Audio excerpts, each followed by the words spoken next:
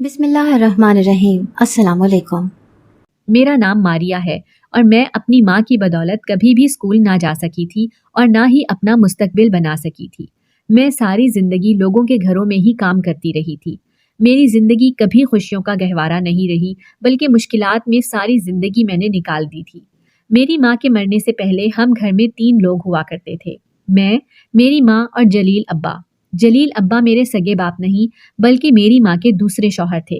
میں کوئی 10 برس کی تھی جب میری ماں میرے باپ کی گھر کی دہلیز کو چھوڑ کر نئے ابا جلیل کے پاس آ گئی تھی۔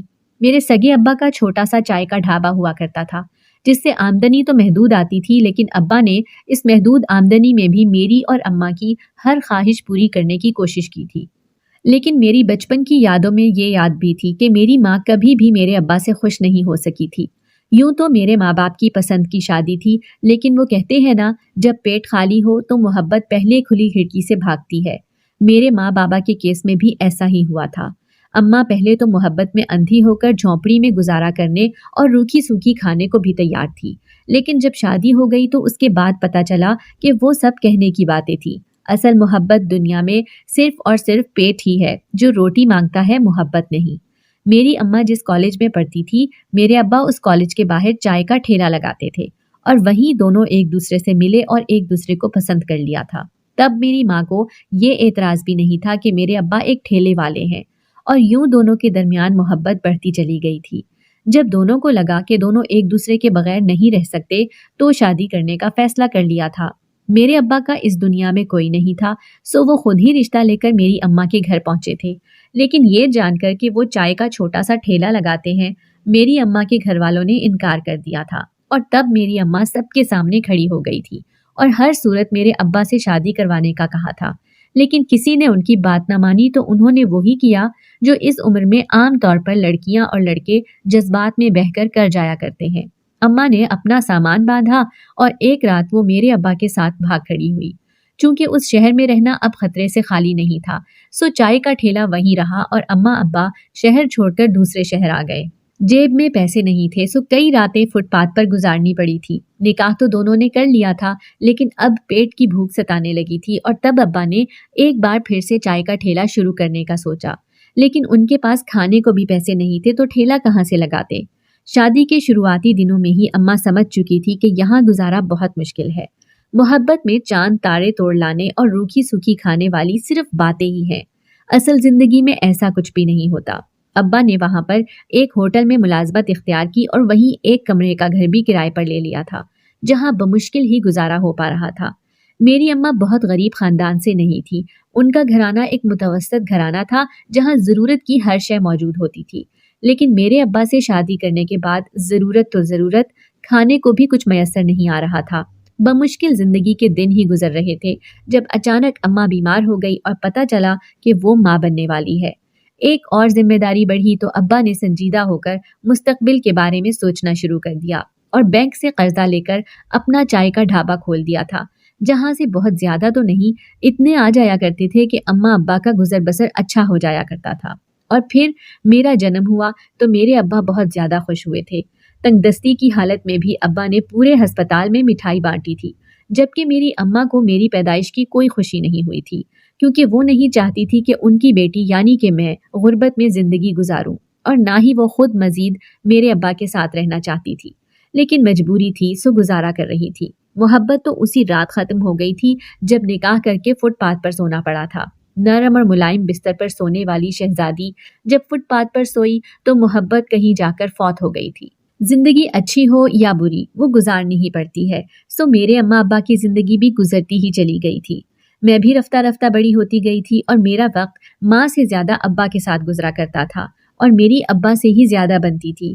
ماں ہمیشہ سے عجیب و غریب غصے اور اکتاہٹ بھرے لہجے میں ابا سے بات کرتی تھی، جو مجھے کبھی بھی پسند نہیں آتا تھا، کیونکہ میں ابا سے بہت زیادہ محبت کرتی تھی۔ میں نے جب سے چیزوں کو سمجھنا شروع کیا تھا تو یہی دیکھا تھا کہ ابا ہمیشہ اماں کی منت سماجت کرتے رہتے تھے کہ وہ لڑائی جھگڑا نہ کریں، اور ہر ممکن کوشش کرتے تھے کہ اماں کی ہر ضرورت کو پورا کر سکیں، لیکن اماں پھر بھی ابا سے کبھی بھی خوش نہیں ہو سکی تھی۔ ابا انہیں پرانی محبت یاد دلاتے رہتے تھے جو اب صرف ابا کی طرف سے تھی، اماں کی طرف سے باقی نہیں رہی تھی۔ اماں تو ابا کے ساتھ رہتے رہتے تنگ آ گئی تھی۔ अम्मा को एहसास होने लगा था कि वो एक पढ़ी लिखी औरत है और एक अनपढ़ और गरीब इंसान के साथ अपनी जिंदगी बर्बाद कर चुकी है। उन्हीं दिनों हमारे पड़ोस में सीमा आंटी आई थी। सीमा आंटी एक कंपनी में काम करती थी। उन्होंने अम्मा को भी वहां नौकरी के लिए अप्लाई करने का कहा तो अम्मा ने दूसरे ही दिन अप्लाई कर दिया और खुशकिस्मती थी या बदकिस्मती कि अम्मा की नौकरी भी हो गई थी। और इससे बड़ी अच्छी बात ये कि अम्मा की तनख्वाह भी इतनी थी कि हम आराम से अय्याशी में अपनी जिंदगी गुजार सकते थे। अम्मा एकदम बहुत ज्यादा खुश हो गई थी क्योंकि वो ऐसी ही जिंदगी चाहती थी जहां बेतहाशा दौलत हो और वो खुद मुख्तार आजाद हो। अब्बा तो हमेशा से ही अम्मा की खुशी में खुश रहते थे, सो उन्हें खुश देखकर वो भी खुश हो गए थे और हंसी खुशी अम्मा को नौकरी करने की इजाजत दे दी थी। अब अम्मा सुबह काम पर जाती थी और रात देर से वापस आती थी। पहले पहल तो वो शाम को ही आ जाया करती थी, लेकिन आहिस्ता आहिस्ता अम्मा का वापस आने का ये दौरानिया बढ़ने लगा था। पहले देर रात और आहिस्ता आहिस्ता अम्मा आधी रात को भी घर आने लगी थी। अब्बा इसलिए कुछ अम्मा को नहीं बोलते थे कि बात बिगड़ जाएगी, और वैसे भी अब्बा माँ पर बहुत ज्यादा एतबार करते थे, लेकिन कभी कभी हद से ज्यादा एतबार भी जानलेवा साबित होता है। मेरे अब्बा बड़े ही साईं लोग इंसान थे और इस बात का अंदाजा मुझे उस दिन हुआ जब अब्बा और मैं बाजार से वापस आ रहे थे तो सिग्नल पर रिक्शा रुका और हमारी नजर साथ ही जाती एक बड़ी सी गाड़ी पर पड़ी जिसमें अम्मा नामुनासिब लिबास में फ्रंट सीट पर बैठी बड़ी बेतकल्लुफी से साथ बैठे गाड़ी चलाने वाले शख्स से बातें कर रही थी और मुस्कुरा रही थी। मैंने अब्बा की तरफ देखा कि शायद उन्हें गुस्सा आ रहा हो, लेकिन मेरी तरफ देखकर वो मुस्कुरा दिए थे। शायद उनके अंदर बर्दाश्त ज्यादा थी या अम्मा के लिए मोहब्बत हद से ज्यादा थी। उन दिनों में 9 बरस की थी और अम्मा के रवैये ने मुझे 9 बरस की उम्र में ही इतना बड़ा बना दिया था कि मैं हर चीज और रवैये की गहराई को समझने लगी थी। मैं घर आ गई तो इंतजार करने लगी कि शायद अम्मा आए तो अब्बा उनसे कुछ कहें, क्योंकि मेरी क्लास फेलोज अक्सर ही बताया करती थी कि उनके अब्बा ऐसे हैं वैसे हैं, झगड़ा करते हैं, उनकी माओं को मारते रहते हैं। जबकि मैं अपने अब्बा को देखती तो सोचती थी कि जाने मेरे अब्बा कौन सी मखलूक है जो इस कदर शांत थे कि बड़े से बड़े दुख को भी आसानी से पी जाया करते हैं। उस रात अम्मा फिर बहुत देर से आई थी, लेकिन अब्बा ने उन्हें फिर भी कुछ नहीं कहा था, बल्कि उनके आने पर उन्हें खाने का पूछा था। मुझे अब्बा पर बेतहाशा गुस्सा आया था कि वो अम्मा से बात क्यों नहीं करते, लेकिन शायद वो अम्मा को खोना नहीं चाहते थे, इसीलिए उन्हें अब्बा ने इतनी आज़ादी दे रखी थी। हद से ज्यादा इंसानों को आज़ादी दी जाए तो वो हद से बढ़ जाया करते हैं। मेरी माँ के मामले में भी यही हुआ था। उन्हें अब्बा ने जिस कदर खुली छूट दी थी वो उतनी ही अपनी हुदूद को छोड़ती चली गई थी, और उस दिन क़यामत मेरे और अब्बा के सर पर टूटी जब अम्मा अब्बा के सर पर खड़ी उनसे तलाक का मुतालबा कर रही थी। अब्बा उन्हें समझा समझा कर थक गए थे कि वो उन्हें तलाक नहीं दे सकते, लेकिन अम्मा की एक ही बात थी कि वो अब उनके साथ नहीं रहना चाहती थी। मैं दरवाजे के पीछे छुपी हुई अम्मा अब्बा का झगड़ा देखते हुए रोए चली जा रही थी। मैं नहीं चाहती थी कि मेरे माँ बाप अलग हों और मेरा बंटवारा हो जाए। मैं चाहती थी कि हम तीनों एक घर में एक फैमिली बनकर रहें, लेकिन मेरी अम्मा ऐसा नहीं चाहती थी। उन्हें अब्बा से बेहतर ऑप्शन मिल गई थी, सो अब्बा को छोड़कर जाना चाहती थी। वो इस तंगदस्ती और गरीबी की जिंदगी को छोड़कर जाना चाहती थी। उन्हें कोई और पसंद आ गया था जिसके पास बेतहाशा दौलत थी, जो उन्हें दुनिया की हर चीज लाकर दे सकता था, और अम्मा के लिए हर चीज सिर्फ पैसा और लग्जरी जिंदगी ही थी। अगले ही दिन अम्मा ने अपना सामान पैक किया और अब्बा के लाख मिन्नतें करने के बावजूद भी अम्मा मुझे और अब्बा को छोड़कर अपने नए महबूब के साथ चली गई थी। अम्मा चली गई तो अब्बा ने भी दिल पर पत्थर रखकर उन्हें तलाक दे दी थी, क्योंकि भागी हुई औरत को तो वो घर पर दोबारा अपने साथ जबरदस्ती नहीं रख सकते थे। सो अम्मा अब्बा का रिश्ता शादी के 11 साल बाद अपने इख्तिताम को पहुंचा था। अम्मा को तलाक देने के बाद अब्बा हर वक्त परेशान से रहते थे, क्योंकि वो बहुत ज्यादा दिल बर्दाश्ता हो गए थे। वो हर वक्त उदास से रहने लगे थे, और अम्मा के जाने के 1 माह बाद ही अब्बा भी दुनिया से चले गए थे। मैं बिल्कुल दुनिया में अकेली रह चुकी थी। अब्बा अम्मा से बहुत प्यार करते थे, सो उनकी जुदाई बर्दाश्त न कर सके और दिल का दौरा पड़ने की वजह से वो मुझे छोड़कर दुनिया से चले गए थे। अब्बा के मरने के बाद शायद अम्मा को मेरा ख्याल आ ही गया था। वो मुझे लेने आ गई और अपने साथ ले गई थी। मुझे अम्मा से नफरत थी, लेकिन मजबूरी थी कि मेरे पास और कोई सहारा नहीं था, कोई और रिश्ता नहीं था दुनिया में सिवाय अम्मा के, तो मजबूरी में मैं अम्मा के साथ चली गई थी। अम्मा मुझे लेकर एक बड़े से महल नुमा घर में आई थी। ये उनके नए महबूब का घर था। अम्मा की चाल ढाल और हुलिया सब कुछ ही बदल चुका था। वो एकदम से बहुत ज्यादा मॉडर्न हो गई थी। अम्मा ने शादी कर ली थी और अम्मा के इस नए शौहर का नाम जलील था। अम्मा ने इस जलील नामी शख्स को मेरे बाप का दर्जा दे दिया था और मुझे सख्ती से हिदायत की थी कि मैं उनके नए शौहर को अब्बा कहकर पुकारूं। मुझे अम्मा से बहुत ज्यादा डर लगता था, सो उनके कहने पर मैं उस शख्स को अब्बा कहने लगी थी। नए अब्बा के महल में रहते हुए अभी थोड़े दिन ही गुजरे थे कि एकदम हम एक बार फिर से महल से उठकर सड़क पर आ गए थे, क्योंकि उस शख्स ने मेरी माँ से बहुत बड़ा झूठ बोला था। जिस घर में पिछले 2 महीने से मेरी माँ और 1 महीने से मैं रह रही थी, वो आलीशान घर अम्मा के नए शौहर जलील का नहीं था, बल्कि जलील तो वहां पर एक अदना सा मुलाजिम था। जलील के मालिकान अरसा दराज से अमेरिका में रहते थे, इसीलिए जलील ने इस घर पर अपना डेरा जमाया हुआ था और खुद को उस घर का मालिक कहता था। लेकिन अचानक से घर के असल मालिकान आ गए तो जलील अब्बा का भांडा फूट गया था।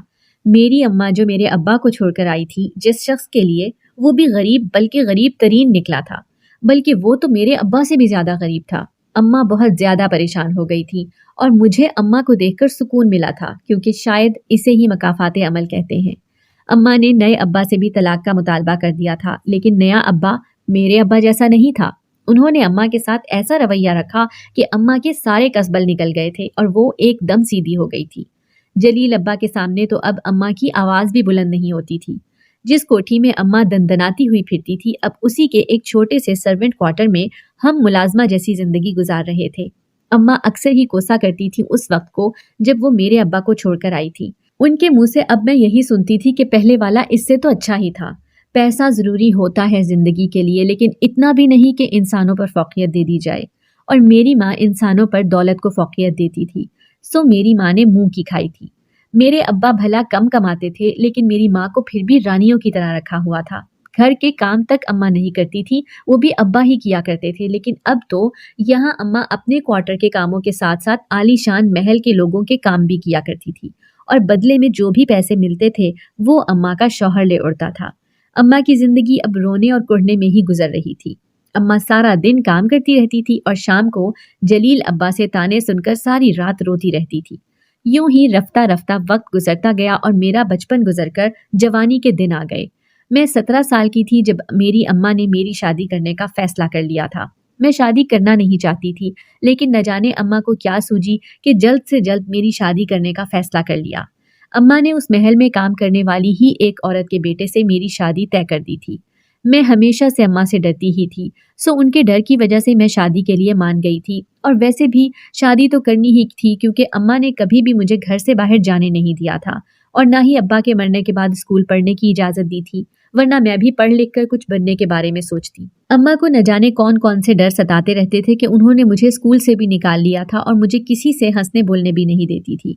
और जैसे ही मैंने जवानी की दहलीज पर कदम रखा तो मेरी शादी भी कर दी गई। मैं शादी करके जैसे एक जहन्नुम से दूसरे जहन्नुम में आ गई थी। शादी की पहली रात ही मेरे साथ वो हुआ था जो किसी और लड़की के साथ होता तो वो कभी भी बर्दाश्त ना करती, लेकिन जिसके सर पर कोई ना हो उसे बर्दाश्त करना ही पड़ता है। सो मैंने भी बर्दाश्त किया कि शादी की पहली ही रात मेरे शौहर ने नशे से धुत होकर मुझे मारना शुरू कर दिया, और इतना मारा था कि मैं कई दिन तक उठ नहीं पाई थी। मेरे जख्म देखकर भी मेरी माँ का दिल जरा नहीं पिघला था, बल्कि उसने मुझे सब्र करने का मशवरा दिया था। फिर तो जैसे ये एक सिलसिला ही शुरू हो गया। मेरी सास ने मुझे भी एक घर में काम पर लगा दिया था। मैं सुबह से शाम तक कोठी में बर्तन धोती थी, खाना पकाती थी और वापस आकर अपने शौहर की जली कटी भी सुनती थी और उससे मार भी खाती थी। मैं कभी जो अपनी सास से अपने शौहर की शिकायत करने लगती तो मेरी सास कहती थी कि शौहर ऐसे ही होते हैं। किसी को भी मेरी जरा सी भी परवाह नहीं थी, सो मैंने भी अपनी परवाह करनी छोड़ दी और चुपचाप उसकी मारें खाने लगी। वक्त ऐसे ही गुजरता गया और फिर मेरी जिंदगी में वो आई थी जिसने मेरी जात को मुकम्मल कर दिया था, यानी कि मेरी बेटी। शादी के 1.5 साल बाद मेरे यहाँ एक नन्ही सी बेटी की पैदाइश हुई थी, जिसके पैदा होने पर मैं बहुत खुश हुई थी, क्योंकि मुझे लगा था कि मेरी तन्हाई की साथी आ चुकी है। लेकिन मेरा शौहर बिल्कुल भी इस चीज से खुश नहीं था, और मेरी सास भी रवायती सासों की तैसी ही थी, जिसने पोता पोता की रट लगा दी थी। फिर एक दिन जब मैं सोकर उठी तो मुझ पर क़यामत टूट पड़ी थी और मेरे जिस्म से जैसे जान निकलने लगी थी, क्योंकि सोते वक्त मैंने अपनी बेटी को अपनी बगल में लेटाया था, लेकिन मेरे जागने पर मेरी बेटी मेरे पास नहीं थी। मैंने हर तरफ उसे ढूंढ लिया, लेकिन वो मुझे कहीं भी नहीं मिली थी। और जब मैंने अपने शौहर से पूछा तो उसने लाइल्मी का इजहार कर दिया था। किसी को उसके बारे में कुछ भी नहीं पता था, लेकिन मैं जानती थी कि मेरी बेटी को गायब करने के पीछे मेरी सास और मेरे शौहर का ही हाथ होगा। और फिर मेरा ये शक यकीन में बदल गया था, क्योंकि मेरी बेटी के गुम जाने के बाद मेरे शौहर के पास बहुत ज्यादा पैसे आने लगे थे। मैंने अपने शौहर और सास की बातें सुन ली थी। उन्होंने मेरी बेटी को किसी बे औलाद जोड़े को बेच दिया था और बदले में रकम ले ली थी। मैं बहुत ज्यादा चिल्लाई, लेकिन उन दोनों ने मेरी एक भी ना सुनी और ना ही मुझे मेरी बेटी वापस मिली थी। मैं नहीं जानती थी कि मेरी बेटी को कहाँ किसे फरोख्त किया गया है। सो सारी मेरी जिंदगी मेरी बेटी को ढूंढने में ही निकल जाती, तब भी वो मुझे ना मिलती। कुछ दिन रो धोकर मैंने सब्र कर लिया था, लेकिन उस दिन तो हद ही हो गई। जब मैं बाजार से घर वापस आई तो मैंने घर में किसी अनजान आदमी को देखा था। मैंने सोचा इस वक्त तो घर पर कोई नहीं होता, ये कौन है जो आया है, लेकिन घर में अपनी सास को मौजूद देखकर मेरा माथा ठनका था। और फिर मेरे पैरों तले से ये जानकर जमीन निकल गई कि वो शख्स मेरी सास का मालिक था। मेरी सास इन दिनों जहाँ काम करती थी, ये शख्स उस घर का मालिक था और चुपके से मेरी सास से उसके घर पर मिलने आने की क्या वजह हो सकती थी, मैं अच्छे से जानती थी। इससे पहले कि मैं अपनी सास से कुछ पूछती कि मेरा शौहर आ गया और मेरी सास ने फौरन से पासा पलटते हुए सारा इल्जाम मुझ पर लगा दिया था। उस आदमी ने भी कह दिया कि उसे घर पर मेरी सास ने नहीं बल्कि मैंने बुलाया है।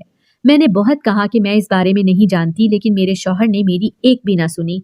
पहले मुझे खूब मारा और उसके बाद मुझे तलाक देकर घर से धक्के मारकर निकाल दिया था। मैं रोती तड़पती अपने जख्मों को साफ करती अपनी माँ के घर एक बार फिर से आ गई थी। मुझे इस हालत में देखकर मेरी माँ बहुत दिल बर्दाश्ता हो गई थी और मुझसे माफिया मांगने लगी थी कि मेरी हालत उसकी वजह से हुई है। काश वो वक्त पर सही फैसला करती तो आज उसे ये दिन ना देखना पड़ता और ना ही मुझे। उस दिन न जाने क्यों मेरे दिल से मेरी माँ के खिलाफ जो भी नफरत थी वो मिट गई थी और हम दोनों माँ बेटी एक दूसरे के गले लग गए और धाड़े मार मार कर रोने लगे थे। मुझे लगता था कि माँ मुझसे प्यार नहीं करती, लेकिन वो मुझसे बहुत प्यार करती थी और जो वो मुझे घर से बाहर नहीं जाने देती थी और हंसने बोलने नहीं देती थी, तो ये सब मेरी हिफाजत के लिए था। मेरी जल्द से जल्द शादी करवाने की भी यही वजह थी कि मेरी माँ को जलील अब्बा पर जरा सा भी एतबार नहीं था। उस दिन अम्मा का शौहर घर पर नहीं था, तो हम देर रात तक बातें करते रहे। रात को 3 बजे मैं और अम्मा सो गए थे और अगले दिन जब मैं उठी और चाय बनाकर अम्मा को देनी चाही, तो मेरे पैरों तले से जमीन कांप कर रह गई थी, क्योंकि अम्मा के वजूद में कोई हरकत ही नहीं थी। उनकी रूह उनके जिस्म का साथ छोड़ चुकी थी। मेरे साथ यही हो रहा था। जब जब मैं किसी के साथ दिली तौर पर जुड़ने लगती थी तो वो शख्स मुझे छोड़कर चला जाता था। जैसे पहले अब्बा और अब अम्मा भी मुझे छोड़कर चली गई थी। अम्मा के जाने के बाद तो मैं बिल्कुल ही अकेली हो गई थी और यही सोचती रहती थी कि अब मैं कहाँ और किसके पास जाऊं, क्योंकि दुनिया में सिवाय अम्मा के मेरे पास और कोई भी रिश्ता नहीं था जहां जाकर मैं पनाह इख्तियार करती। लेकिन न जाने क्यों अचानक से जलील अब्बा बहुत अच्छे हो गए थे। उन्होंने मुझे कहा कि तुम यतीम नहीं हो, तुम्हारा सौतेला ही सही, लेकिन मैं बाप हूँ और तुम्हारा हमेशा ही ख्याल रखूंगा। मैं चूंकि बहुत ज्यादा अंदर से टूटी हुई थी, सो उनकी बातों में आ गई थी। वो भी मेरा ऐसे ख्याल रखने लगे थे जैसे मैं उनकी सगी बेटी हूँ। वो मुझे अपने हाथों से खाना खिलाते थे, मेरी हर जरूरत पूरी करते थे और कहते थे कि मेरी अपनी कोई औलाद नहीं, इसलिए आज से तुम ही मेरी बेटी हो। अब मेरी आंखें खुल गई हैं। मैंने ना तुम्हारी कदर की और ना ही तुम्हारी माँ की कदर की। तुम्हारी माँ के जाने के बाद मुझे एहसास हुआ कि मैं उसके बगैर किस कदर अकेला हूँ, और तुम अपनी माँ की आखिरी निशानी हो मेरे पास। मैं तुम्हारे साथ कुछ भी गलत नहीं होने दूंगा और ना ही तुम्हें यतीमों जैसी जिंदगी गुजारने दूंगा। तुम मेरी बेटी हो। मैं बस किसी से शफकत भरे ऐसे ही बोल और सहारा चाहती थी। सो मैंने जलील अब्बा पर एतबार कर लिया था और ये भूल गई थी कि वो किस कदर लालची और खुदगर्ज इंसान है। उसने तो सारी जिंदगी मेरी अम्मा की कदर नहीं की थी, तो अचानक से मेरे लिए इतनी मोहब्बत कैसे जाग गई थी? मैं ये सोच ही नहीं रही थी, बल्कि मैं तो हालात की सताई हुई लड़की थी जो बस ऐसी मोहब्बतों के लिए तरसी हुई थी। और जब किसी ने 2 मीठे बोल बोले तो मैं बहक गई थी। जलील अब्बा ने जाने ऐसा क्या किया था कि महल के मालिकान ने अब्बा को नौकरी से निकाल दिया और घर से भी निकाल दिया था। अब वो मुझे लिए एक किराए के मकान में आ गए थे।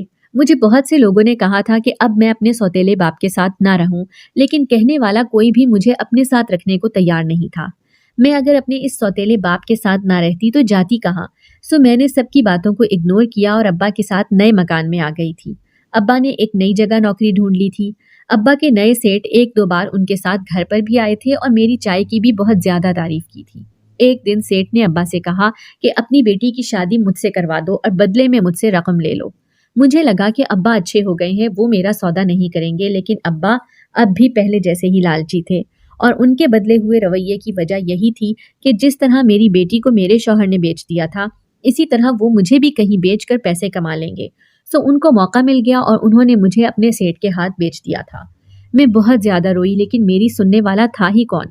लेकिन मुझे हैरत तो उस वक्त हुई जब सेठ मुझसे निकाह करके मुझे अपने घर ले गया था। मैंने सोचा चलो ज्यादा उम्र का ही है, लेकिन इज्जत से रहूंगी, यही काफी है। लेकिन मेरी जिंदगी में तो आजमाइशें लिखी ही हुई थी। निकाह के बाद सेठ मुझे हर रात गिलास भर दूध पिलाने के बाद एक आस्ताने पर ले आता था, जहां पर एक पीर बैठा होता था।